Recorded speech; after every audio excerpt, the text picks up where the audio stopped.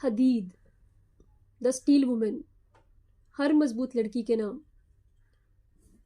وہ ایک اداس شام کے بے چین سے آوارہ پنچھی جیسی تھی، جوہرات سے مزین قیمتی پوشاک پہنے مٹی کے ڈھیر میں کود کر دھول اڑانے والی حدید۔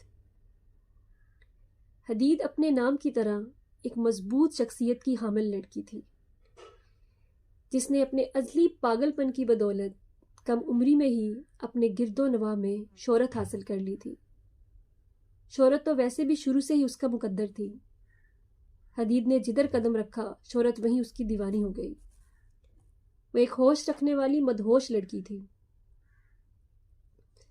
حدید نے ہمیشہ اپنے دل کی سنی بھی اور مانی بھی، لیکن ایک ایسا وقت بھی آیا کہ جب اس کو اپنا دل بند ہوتا ہوا محسوس ہوا۔ حدید کو دنیا خونخوار جانوروں کا ایک سجا ہوا پنڈال لگنے لگی۔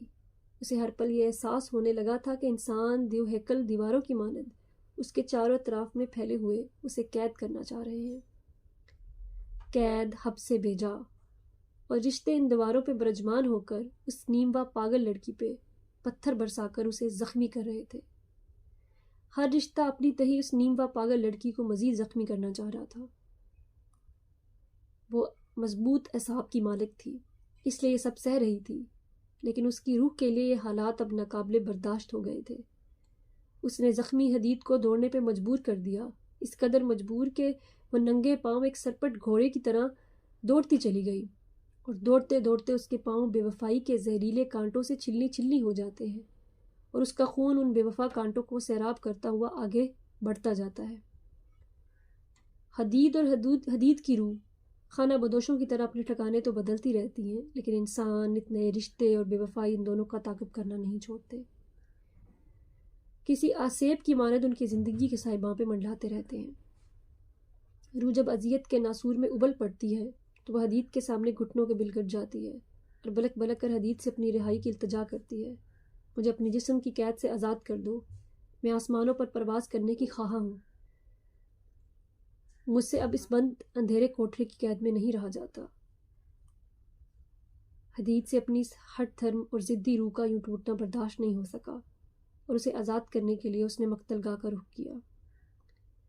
بوجھل ہوتے قدم اور اٹکتی سانسوں سے مقتل گاہ کا زینہ عبور کرنے کے بعد اس نے اپنی روح کو الوداع کرنا چاہا ہی تھا کہ اپنے انتہائی قریب اچانک سے ایک جدت پسند لڑکی کو اپنے قریب مسکراتے ہوئے پایا۔ حدید، وہ بہت خوبصورتی سے گویا ہوئی۔ حدید نے محض ایک ابرو اٹھائی۔ آپ کی مطلوبہ ضرورت یہاں پوری نہیں ہو سکتی۔ کیوں؟ حدید فوراً بولی۔ حدید کو اس لڑکی کی آمد اور بات سے کوئی حیرت نہیں ہوئی، کیونکہ وہ پہلے ایک حیرت کدے کی حیرت زدہ باسی تھی، کیونکہ دنیا کا قیدی اپنی مرضی سے صرف ایک ہی صورت میں رہا ہو سکتا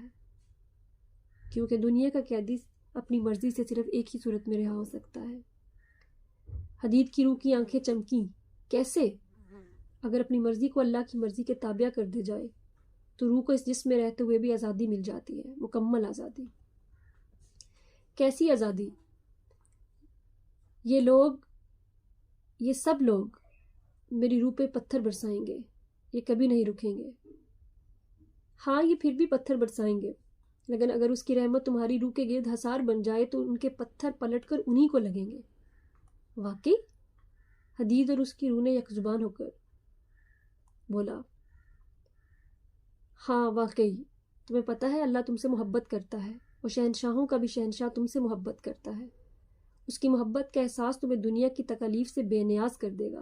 اس کی محبت بہت خالص ہے، وہ تمہیں کبھی بھی اکیلا نہیں چھوڑے گا۔ اس کی محبت میں ہجر کا کوئی وجود نہیں ہے، اس کی محبت تو سراسر وصال ہی وصال ہے۔ بس تم اس کی محبت میں پگھل جاؤ اور بہہ جاؤ کہ محبت کا ایک سمندر بن جاؤ۔ حدید اور اس کی روح زور و قطار اشک بار ہوئے جا رہی تھی، اور جب اس جدت پسند لڑکی کے وہمہ سے نکلی تو اسی مقتل گاہ میں اپنے محبت کرنے والے مالک کے حضور سجدہ ریز ہو گئی۔